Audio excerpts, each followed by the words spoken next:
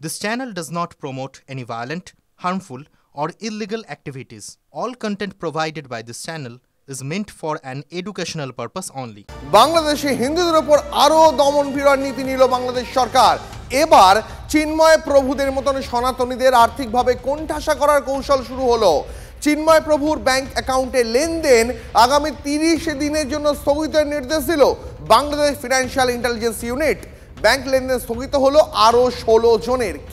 কেন এই কৌশল নিল বাংলাদেশ, জানবো। নয়াদিল্লি থেকে আমাদের সহকর্মী জ্যোতির্ময় রয়েছেন আমার সঙ্গে। জ্যোতির্ময়, এবার কি ভাতে মারার চেষ্টা? দেখো, যে আশঙ্কা করছে, অর্থাৎ বাংলাদেশের সংবাদ মাধ্যম সূত্রে যে দাবি করা হচ্ছে, সংবাদ মাধ্যমে যে খবর প্রকাশিত হয়েছে সেখান থেকে দাবি করা হচ্ছে যে এই ধরনের সনাতনী হিন্দু সংগঠনগুলোর মাধ্যমে আদতে নাকি দেশ বিরোধী কাজ হচ্ছে বলে দাবি করা হয়েছে। এবং তার প্রেক্ষিতেই বাংলাদেশ ফিনান্সিয়াল ইন্টেলিজেন্স ইউনিট তারা একটি স্টেটমেন্ট জারি করেছে, যেখানে বলা হয়েছে যে চিন্ময় প্রভু সহ মোট 17 জনের ব্যাংক অ্যাকাউন্ট ফ্রিজ করা হলো।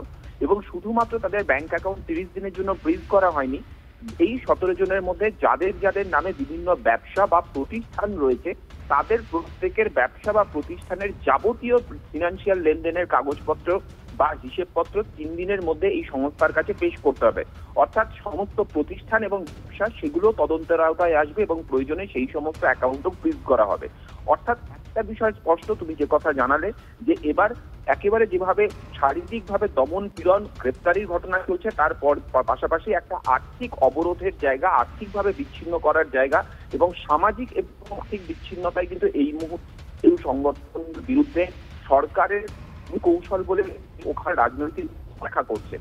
তো পরিস্থিতি অত্যন্ত সিরিয়াস এবং আগামী কি হয় আর নজর সেদিক থাকবে। অনেক ধন্যবাদ আমাকে জ্যোতির্ময়। আর এবার যে খবর দেখাবো আপনাদের, মধ্যপ্রদেশের খান্ডওয়ায় মশাল মিছিল থেকে অঘটন, আগুনে ঝলসে জখম অন্তত 30। ঘণ্টাঘর চকের দুর্ঘটনায় আহতদের কয়েকজনের অবস্থা আশঙ্কাজনক। মশাল মিছিল শেষে আগুন লাগে, ফেলে রাখা মশাল থেকে অগ্নিকাণ্ড। আহতদের খান্ডোয়া হাসপাতালে ভর্তি করা হয়েছে। আপনারা যে ছবি দেখতে পাচ্ছেন তা কিন্তু যথেষ্ট উদ্বেগজনক একটা ছবি এই মুহূর্তে।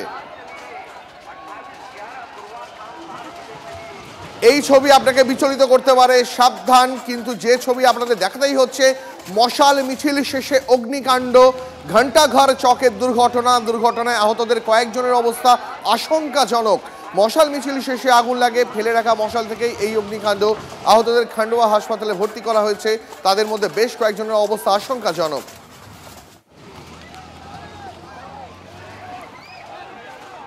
कहीं नहीं, हम मारते लेके जाते थे, अचानक पब्लिक भड़की तो अचानक हम गिरे, मोबाइल सब घूम गया। নজর রাখবো আবহাওয়ার দিকে। ঠান্ডার পথে নিম্নচাপের কাঁটা। দুদিনে 4 ডিগ্রি বাড়ল কলকাতা শহরের তাপমাত্রা। বুধবার আলিপুরের সর্বনিম্ন তাপমাত্রা ছিল 17.2। আজ আলিপুরের সর্বনিম্ন তাপমাত্রা 21 ডিগ্রি সেলসিয়াস। ঠান্ডা আমেজ কমেছে জেলাতেও, তার জন্য দায়ী বঙ্গোপসাগরের গভীর নিম্নচাপ। জলীয় বাষ্প ঢোকায় পারদের পতনে বাধা। সপ্তাহান্তে উপকূলে হালকা বৃষ্টিরও সম্ভাবনা।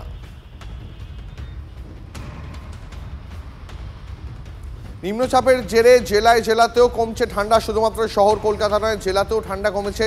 গত 48 ঘন্টায় 4 ডিগ্রি বাড়ল শহর কলকাতার তাপমাত্রা।